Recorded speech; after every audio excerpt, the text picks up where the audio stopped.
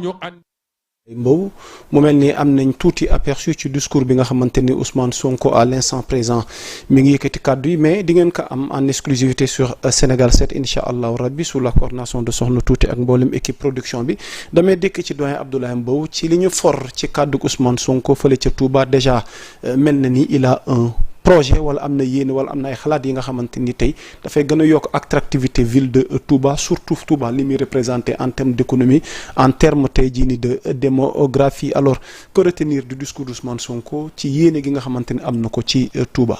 bay jàpp naa ni wax naag ñi dëkk Touba wuy si ko te gis nañu ni effectivement ñu bari wuy si nañ ko. Sous l'égide de Serigne Cheikh Thioro Mbacké bi nga xam ne moom si boppam moo dëkk Touba nekk fa responsable bu am dayo waaye li ma wax tamit dafa am solo maanaam revenir sur les valeurs qui fondent Pastef jàpp naa ni valeurs yooyu tamit yu am solo la su nekkee ne moom mooy leader bi ci yëkkati na ko kaddu fàttali ko waa Touba fàttali ko à travers waa Touba waa Sénégal gi yëpp dafa am solo. Parce que aussi maa ko doon wax il y a quelque temps que ni la vague de démission bi am si ay niveau de poste de responsabilité loolu foog ñu jàngat ko te jàngat bi dafa am solo ñëw na si parti nit toog si donkaas gi ba pare beneen nit ñëw amul lenn looy obligé nga baxo nga daal di pousse pour nit ki ñëw c'est-à-dire que jëlaat fauteuil bi wala ñëw toog feesal fauteuil woowee jàpp naa nag yooyu yu ñu war a jàngat la bu baax si Pastef ni muy doxee si li nga xam ne moo si am leneen li aussi boo xoolee sa majorité si sa ay ministre aussi nga ne demuñu sa majorité si sa ay ministre tam ne ñoom demuñu loolu wax naa ne tam jàngat gu am solo la goo xam ne dañ ko war a jàngat parce que politique du en réalité l'intérêt du moment le politique du l'intérêt du moment te l'intérêt du moment nag lañ ñu gëmloo ni politique u Sénégal noonu la war a mën a demee te wu l'intérêt du moment encore une fois loolu firndewul engagement l'intérêt du moment firndewul vertu l'intérêt du moment firndewul éthique ak déontologie dans la manière de faire et de pratiquer la politique te ñun fii dañoo bëgg a gëmloo ni secteur boo laal si dundu doomu aadama yi non faw ñu lay fàttali li waru la li moytu ko li nangam mais dañoo bëgg gëmloo ni politique kese moo fi activité boo xam ne lu waay neex nit lu waay neex nit ki def ko te dara du ko si fekk te kenn waru ko joxoñ kenn waru ko joxoon bi loolu la ñu bëgg gëmloo Sénégal déedéet politique nag dafa ànd ak vertu fondamentalement loolu foog Sénégal alors là si je vous comprends bien loin de vous couper la parole doyen Abdoulaye Mbow cadre yi nga xamante ne dañu fas yéene des ak Diomaye te bokkoon ci Pastef ñu ràññee leen ci ndax dafa am luñ ci non je parle pas spécifiquement de ces gens là parce que ñooñu ils ont fait un choix ils ont le droit de faire ce choix là maintenant conséquences politiques su dee am na on verra bien ndax conséquences yi ce seront des conséquences négatives ou positives man wax naa la man journaliste bi du man may toog ne diw mi traître la wala diw ma la je préfère conjuguer le verbe que d'utiliser l'adjectif ou le nom tu vois un peu il a trahi je préfère que de dire traître il y a une nuance par rapport à la lourdeur quoi du mot léegi nag ñi nekk ci langue politique bi waxante ko seen biir ñoom la mais je dis encore une fois su may wax vertu mooy da ngay gis nit yoo xam ne nga xam leen ràññee leen amul lu ñu yàqul Pastef ak ñi fa nekk ñëpp ñoom ñoo fi doon toog naan Diomaye ak Sonko ak ñoom ñëpp ay terroristes lañu ñoo fi doon toog ne parti bi dañ ko war a tas ba pare jël ñu fa nekk yëpp tëj leen prison ba pare damm caabi sànni ko géej ñoo doon wax ñi bu ñuy rey ay nit fii ñoo doon taxaw di naan force restera à la loi tey ñooñu tey ñenn si ñoom su ma leen gisee ñu ne dañu wëlbatiku nag dem jàppale Diomaye wala ñëw seey si parti bi dama naan loolu du engagement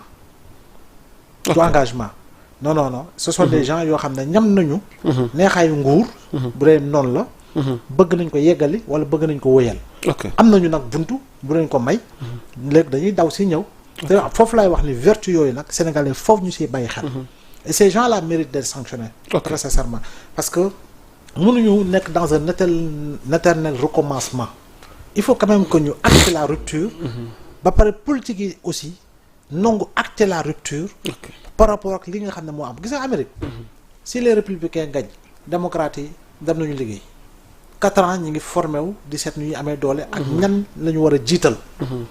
inversement noonu la. ñii bu ñu gañee ñee dem nañu liggéey. boo demee Angleterre boo gisee travaillistes yi wala conservateurs yi ku si nekk voilà kii bu partee nguur mi ngi seet keneen ki liggéey na pour seet na muy gañ. c'est comme ça que ça doit se passer. mais on ne peut pas être dans un pays truffé de transhumance. on ne peut pas continuer d'être dans un landerneau politique truffé de transhumance. néew ma nag lépp lu nekkoon si Macky déedéet. que lépp bon. non y a des gens ñoo xam ne dëgg-dëgg si 12 ans yi amul foo leen mën a joxoñ. parce que am nañu position boo xam ne amoon nañ ko. yaa ngi dégg te yow xëy na sax bokkoon nga si ñu leen si nawoon. si liggéey gu ñu doon liggéey. et puis voilà mais am na si ñoo xam ne. arrogance bu ñu àndaloon. maanaam xamadi gu ñu àndaloon. ak ñàkk worma gu ñu joxoon Sénégalais yi. tey boo leen gisee ñu ne ñooy fëgg gër yu palais c'est-à-dire que loolu ça pose problème aussi. maanaam bëgg mbir mu yaatu. waaw liggéey ko. mais aussi tamit tànnal si li nga xam moo di qualité tamit am na solo. c'est important Samuel. donc Ousmane Sonko discours bi nga xamante ni yëkkati na ko ca Touba liñ ci jot a fort ci ay kàddu tey ban taxaw set lañ ci war a mën a def vite fait laata ñuy ñëw ci sunu dernier point bi. donc wax na ci li nga xam ne mooy reddition des comptes. te loolu chaque jour ma wax ko fii yaa Moussa. parce que suñu justice bi dañoo bëgg a jox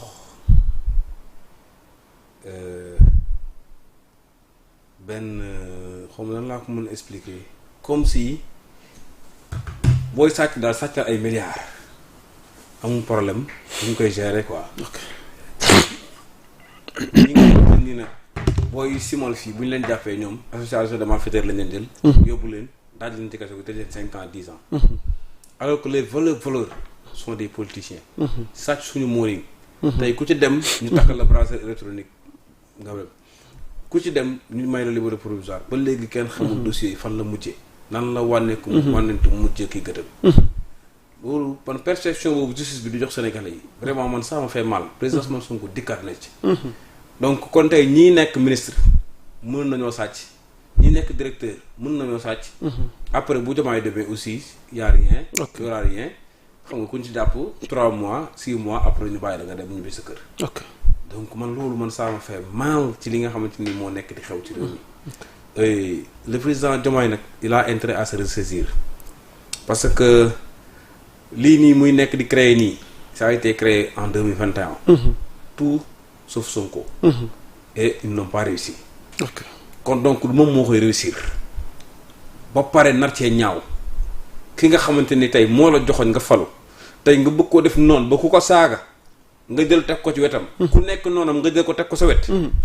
man de lii de yàlla bu ma ko doonee président de la République. lii de yàlla bu ma ko amee daraja. lii de yàlla bu ma ko amee poste bu dee damaa nar a am poste ña ma àndaloon démb wala président Ousmane Sonko mii nga xamante ni mooy sama président. ku ko bañ laay àndal. ku ko bëgg du ma ànd ak yow. lii de yàlla bu dee loolu la yàlla bu ma am dara ci politique. président Bassirou Diomaye Faye xoolaatal yàlla ci li ngay def. tey jii nit ñaa ngi xëy di dama bokk ak keroog benn booy plateau. booy bi APR la ne woon ñëw rejoindre ne na coalition Diomaye président mais émission bi dafa démarrer rek mu dal ci ko Ousmane Sonko question bañ ko laaj ak Ousmane Sonko ça fait 2. kon donc te loolu moo fi amoon en 2021. ay nit dem ci plateau yi di charger Ousmane Sonko di saaga Ousmane Sonko ñu leen di jox ay poste donc loolu bu demee ba mu nar a xew ci mandat wu président Bassirou Diomaye Faye. loolu dafa doy waar c'est catastrophique. président Bassirou Diomaye Faye da ngaa tuddee Ousmane Sonko doom tuddee yaayam doom lii nguur la day jeex 2029 da nga fi jógee àlakuli àlli rafetal ci game bi sinon da nga ci ñaaw. non loolu nag mu ngi ci loxo sunu borom.